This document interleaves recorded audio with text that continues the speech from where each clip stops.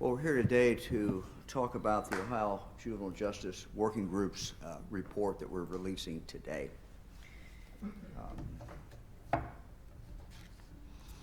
you know, one of our top priorities is the protection of children.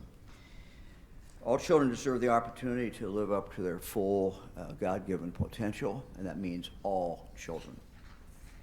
Certainly includes youth who are incarcerated in state or local juvenile correction facilities, including the state's Ohio Department of Youth Services. They're facing issues that juvenile correction facilities across the nation are dealing with. Severe staffing shortages, incidents of youth on-staff violence, and fights between youth. These are problems that we see in Ohio and we see across the country. In November of last year, Gannett published a series of articles that investigated many of the difficulties impacting the Ohio Department of Youth Services. As a result of this, I brought together a panel of experts to create the Ohio Juvenile Justice Working Group, led by Tom Stickrath. Tom Stickrath, of course, is a former director of both the Ohio Department of Youth Services and the Department of Public Safety. He also brings the national perspective, as he is current chair of the American Correctional Association's Commission on Accreditation for Corrections. He has spent a lifetime really working in the field of corrections. Many of the group members are here today, and I would like to thank them for their work. I want to thank all the members, those who are here, those who are not here. Gabriella Celeste, Policy Director at the Schubert Center for Child Studies at Case Western. Sheriff Michael Heldman of Hancock County. Dan Jones, Superintendent of the Northwest Training and Rehabilitation Center, CCF. Judge David Stuckey, retired juvenile court judge from Stark County and chair of the Governor's Council on Juvenile Justice. And Mujahid Muhammad, CEO of the Restored Citizen Faith Foundation. Again, I want to thank them. They all work very, very hard.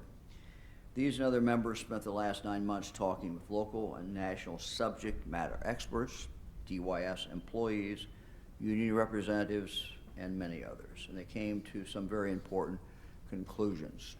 And I'm going to talk about a few of those, and then the director will, and Tom Stickrath will before her.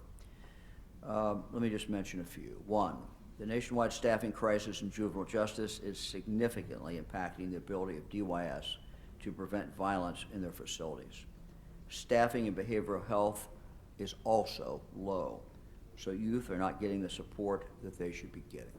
Two, science of brain development shows that young brains do not respond well to adult-style incarceration, so large juvenile justice facilities can actually be a barrier to rehabilitation.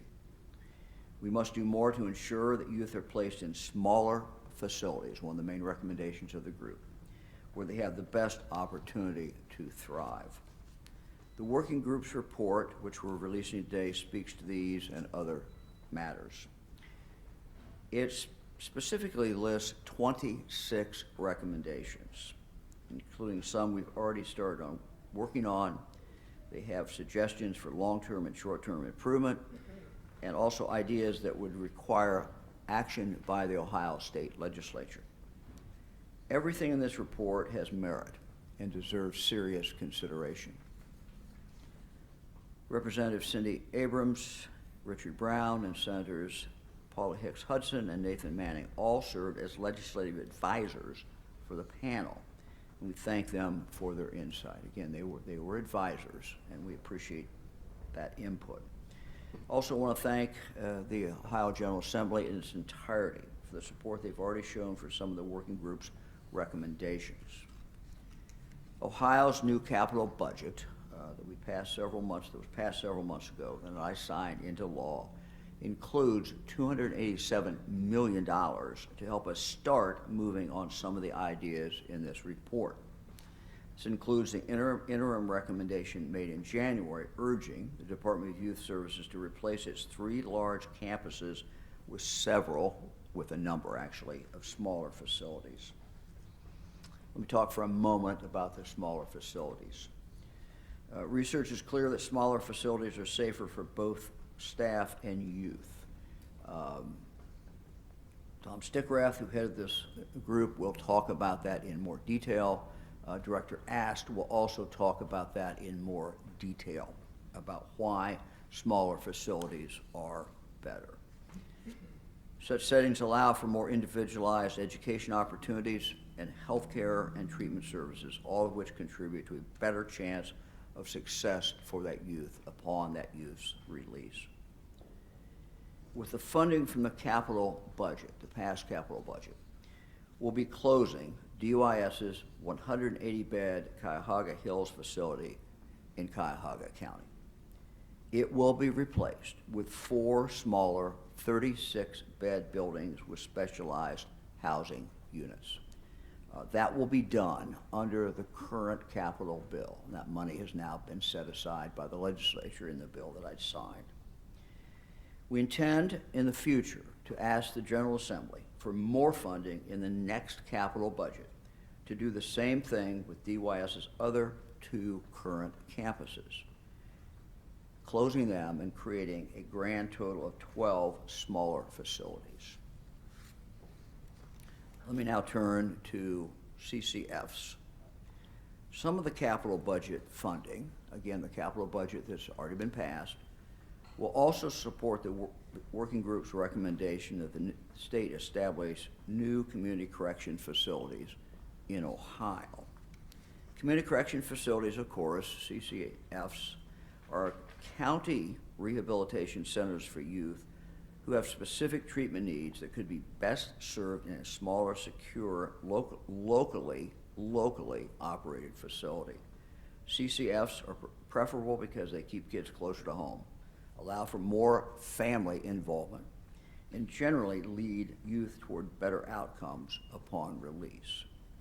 Now, there are currently 11 CCFs in Ohio, but amazingly, none of these are in Franklin County, nor Hamilton County, nor Cuyahoga County.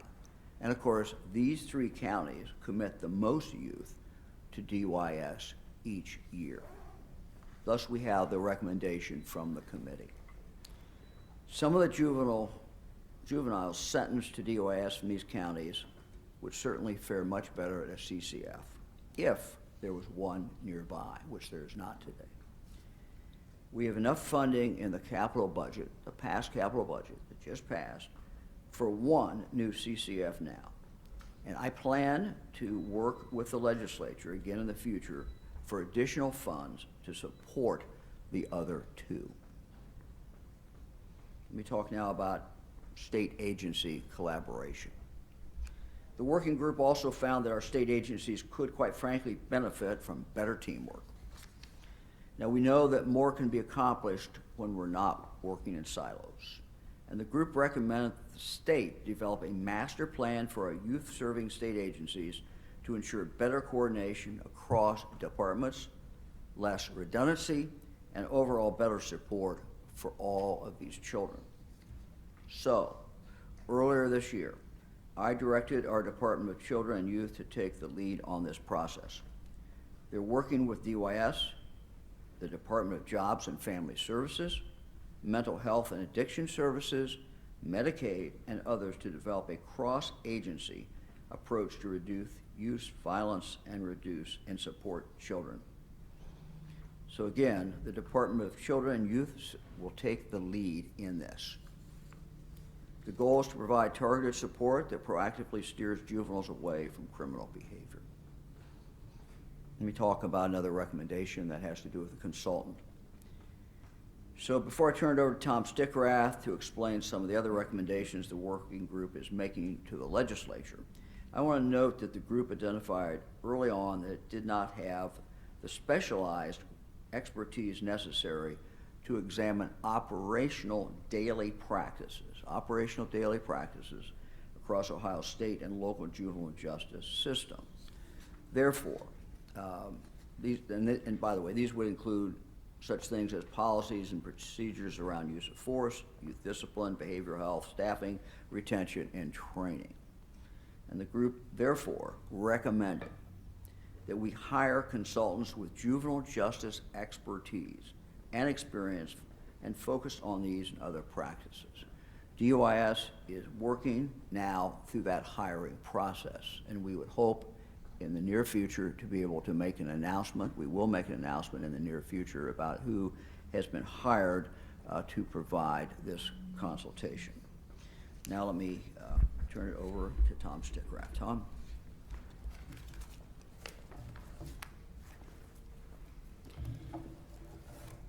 Thank you, Governor, and thank you for your leadership in working to improve the juvenile justice system in Ohio. And I'm privileged to have had the opportunity to work with the outstanding members, some of whom are with us today, that you appointed to this working group. So thank you. And I sincerely thank the members, as well as our legislative advisors, for their contributions to the report we've submitted to you. And I also thank Director Ast and her team for their support and cooperation as we conducted our review and analysis. I know it wasn't easy for them with all the questions we had and recommendations and everything else, so thank you, Director. Governor, you gave us quite an assignment. And as chairman of the National Commission on Accreditation for Corrections, I see firsthand what you mentioned earlier. I see the struggles that juvenile correctional agencies face across our country. The staff shortages, behavioral health needs, the challenge of finding that right balance of discipline, accountability, rewards, and programming. And I'll have to say, Governor, I've had some demanding jobs during my career, some of which you volunteered me for. But I'll have to say that none were as difficult as being director of DYS. It's a very, very challenging agency to manage.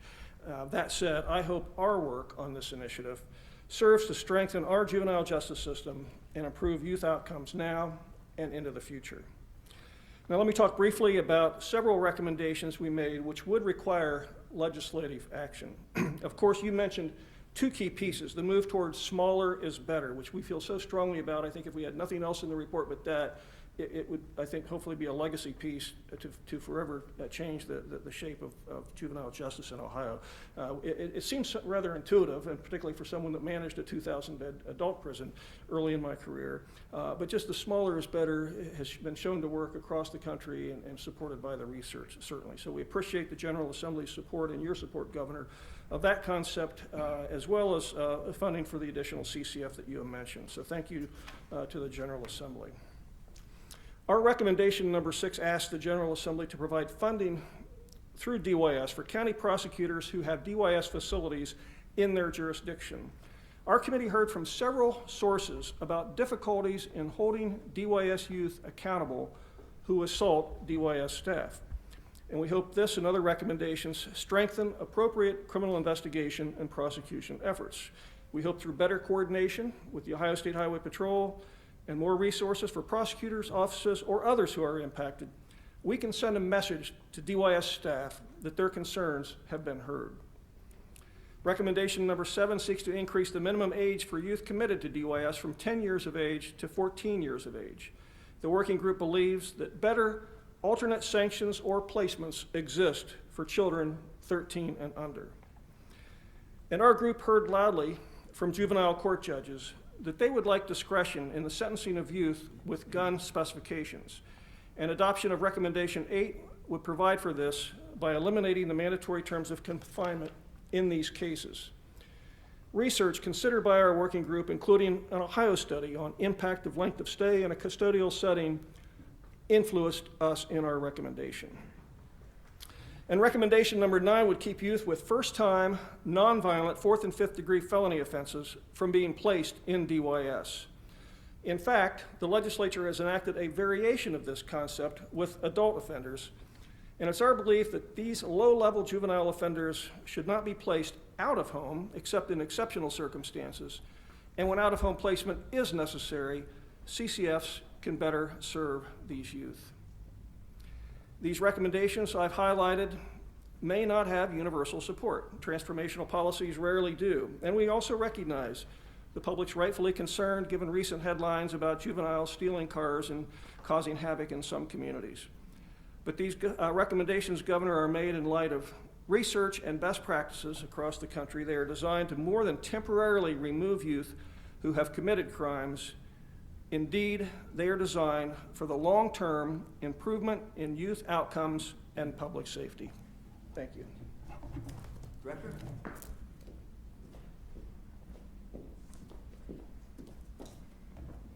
Good morning, and thank you, Governor. Thank you, Chair Stickrath, for having me here today. I want to start by thanking the entire Juvenile Justice Working Group. I understand that the thorough review of our entire juvenile justice system across the state was no easy task. As many of you know, as mentioned by Chair Stickrath, both in our state and across the nation, juvenile justice is facing many challenges. I'd like to take a moment to talk about where we've already made incremental progress on some of these recommendations. Staffing does continue to be an area of focus for DYS, and frankly, all areas around safety start with staff. The positions we need filled the most are those direct care positions with the highest vacancies. Those are our teachers, our behavioral health staff, our juvenile corrections officers, and our recreation staff. Here are some of the items we are working on regarding staffing. This year, Ohio, along with 7 other states, were selected to be a part of Georgetown University's Innovative Workforce Network. In collaboration with the University of Cincinnati's Correction Institute, the Council of State Government, and Georgetown University. With this network, we've learned DYS is no different from other states in struggling with staff shortages. But we continue to meet with this network to work on strategies and identify short and long-term retention solutions that will be shared across the nation. This work primarily focuses on juvenile corrections officers.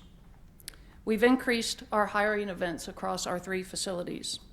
Hiring events that occur in evenings, hiring events that occur on the weekends, and we're having open hiring events at each of our 3 facilities. We also recently hired a new superintendent of our training academy. This lady is a national leader, a national trainer, who's had a whole career devoted to adult learning. This year, we've shifted our instruction methods from traditional instructor-led to more dynamic, student-centric models. We've also increased our scenario-based training to give new staff more experience in responding to youth that are dysregulated and in crisis.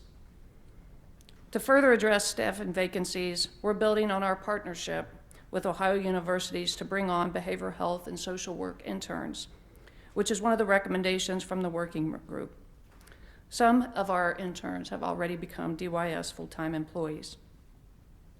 Additionally, we've expanded on contracts to increase the number of occupational therapists, another initiative that falls in line with the working group's recommendations. It's important to note that we've also provided hiring incentives for bonuses of those critical roles like teachers and behavioral health staff to further incentivize them to work with our agency. And then also pertaining to staffing, we've scheduled upcoming meetings with local providers in Cuyahoga County to discuss potential partnerships to be formed to augment the behavioral health services in our 3 facilities. This can be such a critical piece to our work with the youth, and I'm thankful that the working group included further addressing behavioral health services in their recommendations. We have had some continued incidents of violence within our facilities, and we certainly do not take those lightly. When youth engage in violent behavior, we hold them accountable by using all the resources available, investigating those incidents, and prosecuting those incidents when necessary. I'm very pleased at the working group's recommendation of legislation for funding county prosecutors that will help take on additional caseloads when youth engage in felonious assaults on our campuses. I'd be remiss if I didn't mention our terrific staff, especially our corrections officers and our site investigators, for their increased vigilance across our facilities. They've been intercepting contraband, and their attention to see something, when they see something, they say something, and they take it one step further and do something. It's their actions and being situationally aware that leads to safer facilities. As it relates to creating safer environments, During the working group sessions, we heard from DYS staff expressing concerns of gang and bullying behavior inside our facilities. That is why we recently hired a staff position in our chief inspector's office.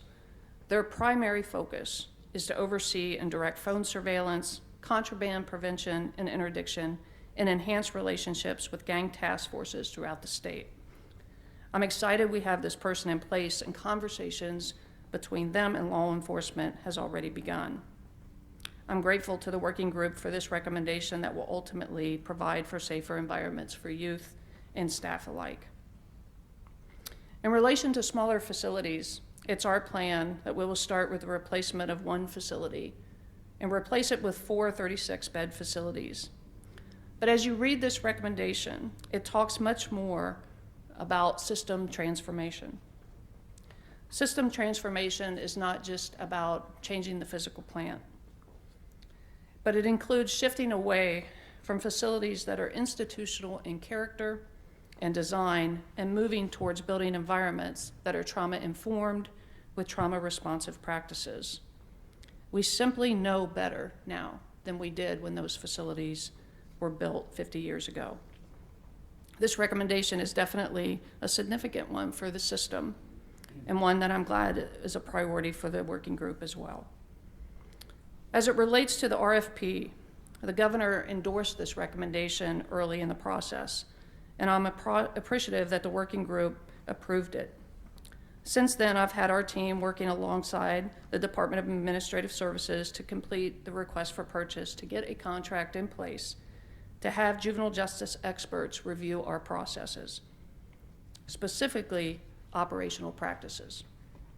Having a fair and impartial review will be tremendously valuable to DYS in the work that we do.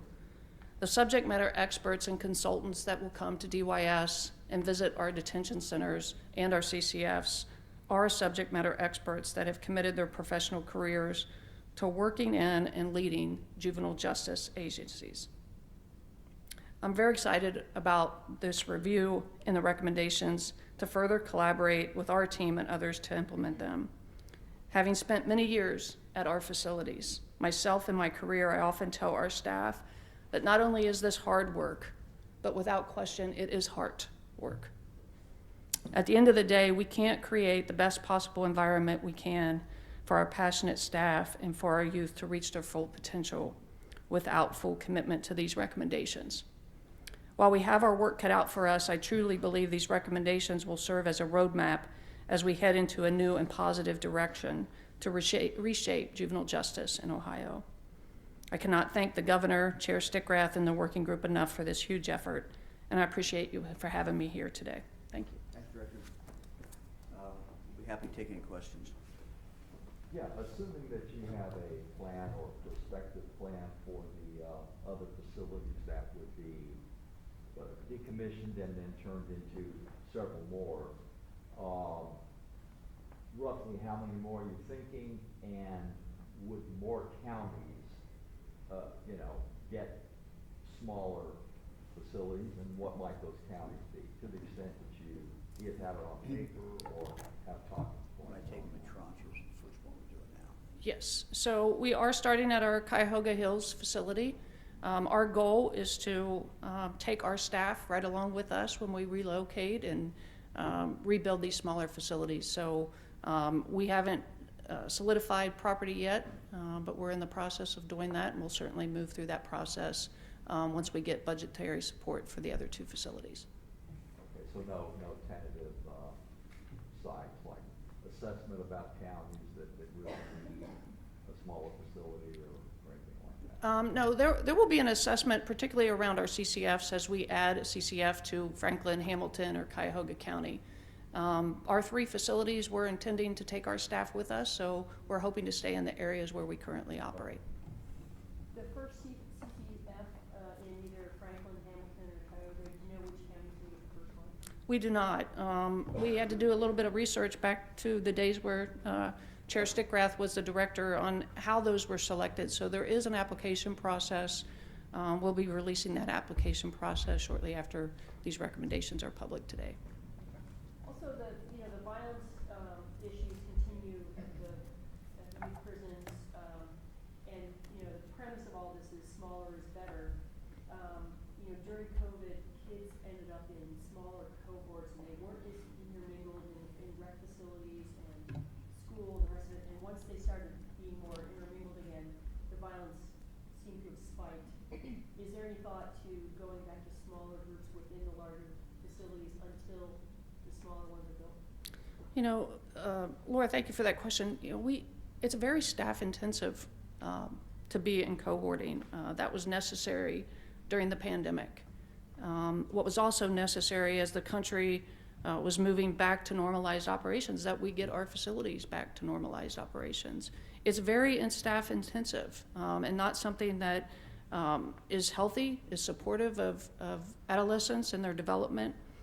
And, you know, speaking of violence in our facilities, I have to say, you know, our staff show up every day with the intention of meeting the purpose of this agency, which is to transform and save lives. And they often come into this work with a hope that at the end of their 8-hour shift, they get relieved. And many times, they end up working 16-hour shifts. So, you know, I publicly just have to thank them. One, I see them. I want them to know I see them, but I want to thank them for their service. On any given day in our DYS facilities, and this has been consistent month after month, that we have 80, sometimes 85% of youth on any given month that does not do harm to others. They don't harm their peers, they don't harm our staff. But we do have a small population of youth that are very challenging. And our staff work very hard to mitigate the efforts to minimize violence in our facilities, and they'll continue to do that. I'm proud of the work that they're doing, but make no mistake, this is a continuous improvement process. And it becomes more challenging when our staffing is challenged, but I support our staff, and I certainly support the work that they do every day to try to make our facilities safer. Other than hiring the gang expert coordinator person in the chief inspector's office, what other steps can be taken to get a handle on gang violence within the prisons? You know, I think it's a continuous effort with our local leaders. We're very excited about our new superintendent on our Indian River campus. Our superintendent at Cuyahoga Hills and Circleville understands how critically important this is. Our gang policy is something that we're looking at revising. And we're also, you know, we're excited about the juvenile justice professionals that will come in and look at our operational practices. If there are best practices happening around some of these critical areas in our facilities that we face, we will take those recommendations from the experts and make those adjustments. Have you had any conversations with members of the General Assembly about getting started on this legislation? It's understanding that it will start next General Assembly. I've had no specific discussions. Obviously, the 4 members who advised this group, you know, have been very much involved in, and they certainly have seen it, but I've had no discussion with them yet. A concern we've heard from some of our community members is that when these young teens are committing crimes, maybe they're low-level crimes, they go through the system and then they get released only then to create more high-level crimes, murdering somebody, gun violence. Can you address that concern that community members have? Well, I think the thing to keep in mind, I'll start, and then Tom can jump in here, the director. You know, of the juveniles that are involved in the juvenile system, there's only a small number that end up at DYS. And I think the thing we have to always do is look at the whole system, and we're trying to do that. I think this group did that. Look at the whole system. You know, what we want and what the public should want and deserve is that each one of these individuals is treated in a way that is appropriate for that particular individual based on what they did and based on what provides the best opportunity for them to move forward and not stay in the system and then not move into the adult system. So it's a, you know, these are, the juvenile judges of the state are at the front line. And our philosophy in this state, going back to when I was lieutenant governor and we made the major change, our philosophy has been that they generally know best. And as I have said, I'm not sure all the judges agree with this, but juvenile judges have the toughest job there is. Not only do they make decisions for young people, what's best for that individual, but they also run institutions, they run programming. And so while the focus today is on DYS, this group was very mindful of the fact that DYS is only, those youth who end up at DYS are only a fraction of the total. And what you always have to do is look at the total again and try to see what is the most appropriate for that individual. One of the recommendations that you just heard would be giving the juvenile judges more discretion. The juvenile judges are the ones who are there. They're the ones who know that individual or have had experience with that youth before maybe. And so they're the best ones generally to make those decisions. So I think looking at this holistically, I think is very, very important. Tom? If I could, Governor, just to add to that, I think, and it's a great question, I think the point of the cross-system collaboration is really key to this as well. And that's something I heard as I talked with the other cabinet members during the last 8 months or so that we were on this project. It just was so clear that these are all the same kids. They kind of go from system to system, the mental health, JFS, et cetera. And so I think this idea of a collaborative strategy on violence reduction, on reentry, I think ultimately the goal is to address exactly the point you bring up. So I think that's a key recommendation. Is that also what part of the idea behind raising the minimum age from 10 to 14? Yeah, I think so, and that's a fairly minimal impact. Amy can talk about the numbers of that, but it just, we saw, she sees it every day that those really young offenders, it's just not the right placement for them. It's really harmful, for in the long run. And so I think it's all kind of tied into that in knowing that for some of those offenders and other special needs offenders, the CCF is the more appropriate place. Director, you have the figures on that, I think. It's just such a small number of Yeah, these are single-digit, oftentimes youth. We just, quite frankly, DYS is not designed for elementary middle school kids. The average age of DYS today is 17.8. So we are hoping that with this recommendation, we could get some support from the legislator to serve those kids in a different environment. On presumptive in-home placement for first-time nonviolent, maybe that was recommendation 9. As a practical matter, does that mean, I know more about the adult system than the youth system. Does that mean this is perhaps a child who has already received whatever the appropriate term is, diversion, intervention, something like that, charges held? In other words, they've already been in the system, and in a sense, they've already been diverted from DYS. So this is still a question, and now we're at the point saying, you ought to go to DYS, but you're nonviolent, and we're going to call this your first time offense. Or do we really mean a kid who has stolen a Porsche Cayman, an expensive car, and this is her first time, and it's nonviolent, it's their first time? Would they normally go to DYS, and now you're saying we don't think they should? Or has this person been down the road several times before? Good question. I think that, what we hear from our colleagues, like at the Council of State Governments and all the research is when you can, the home placement, a non-residential placement, it ultimately is best in the long term. But recognizing the kind of crimes that you're talking about or a repeat offender, obviously some of these kids need a residential placements out of the home. And I think what we're saying is if and that's again back to the judicial discretion. The judges know, and they know how many times that youth has been before them or another court.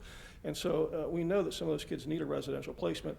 We think for some of those, in particular those young offenders or the very low-level nonviolent offenders, the CCF is a better option in the long term.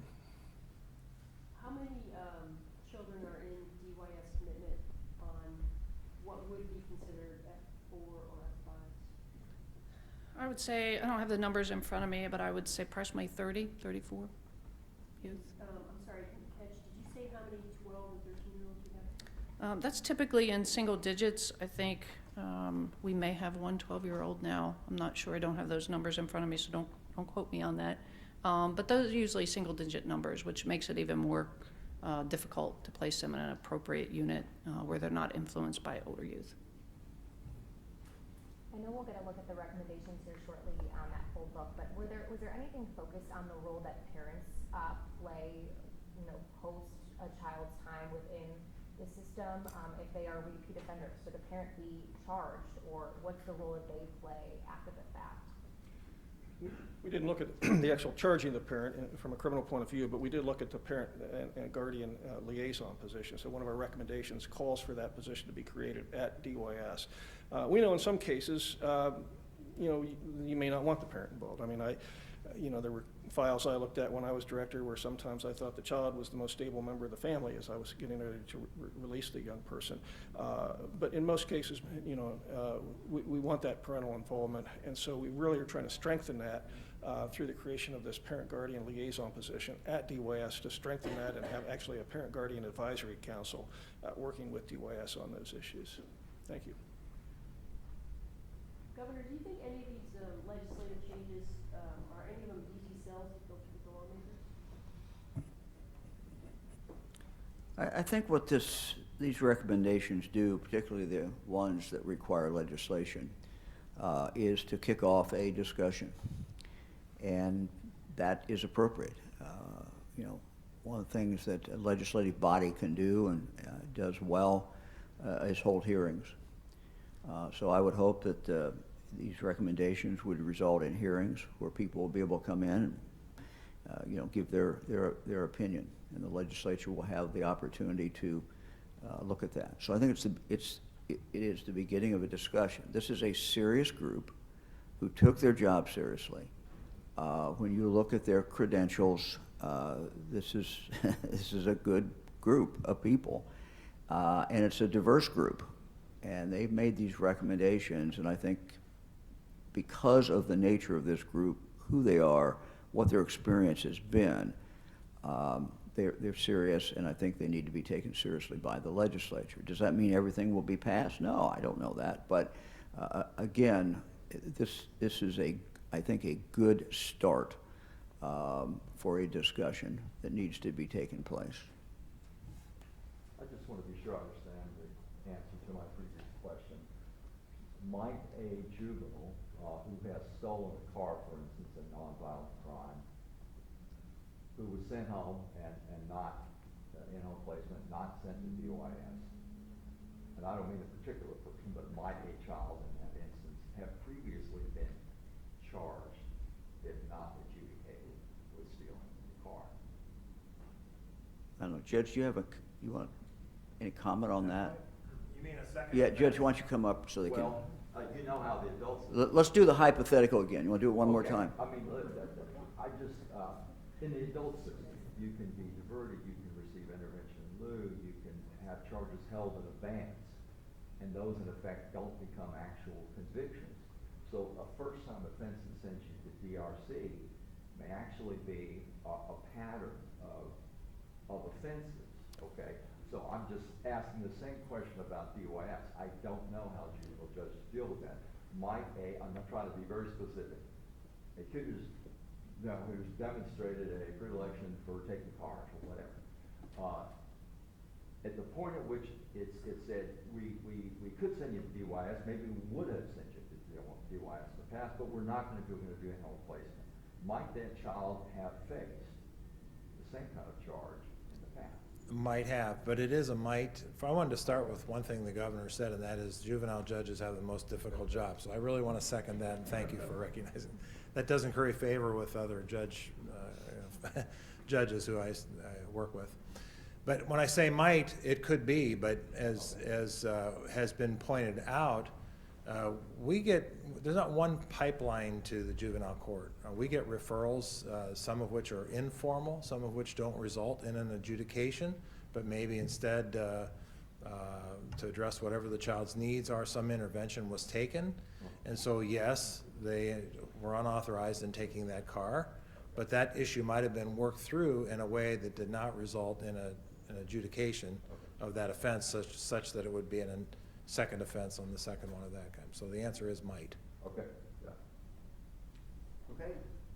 Governor, born and money fan, we're going off here, was struck down by a federal judge as part of why you called special session back. First off, are you shocked that that happened given the last minute addition of the green card holder provisions? And what's the recourse now? You said that this was an extremely important law for Ohio to have.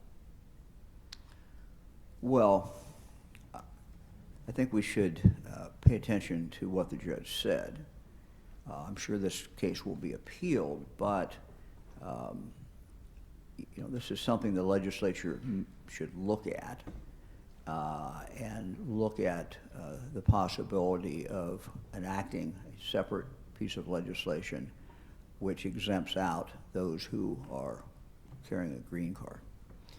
I've not read the full decision. I got a quick briefing over the weekend about the decision, but I think that if you look at the problem that the legislature was trying to deal with, exempting out green card holders, you can probably still get at most of the problem. The concern is that you have people who are not U.S. citizens, and they're sending money in here to influence a election, and I think we have the right to say no. You're not a U.S. citizen. But green card holders, we know, based upon previous court decisions, have a different status. They have a special status, and they certainly have certain rights. And the judge, found that. So I think we should, again, I haven't read the full decision, but I think the legislature should look at, based upon a full reading of the decision, which I've not done, but should look at the possibility of enacting a law similar to what was enacted, but without a reference to those who have a green card. In regard to elections and drop boxes, do you think that Ohio should eliminate drop boxes? Look, I have said consistently that I think we do a very good job in Ohio running elections. And I think anyone who wants to change what we do has a burden of proof of showing that there's a problem with what we do now. I mean, there has to be some end to changing rules. We've done it. But we do a good job, and we do it. Democrats and Republicans run these elections. They run them at the county level.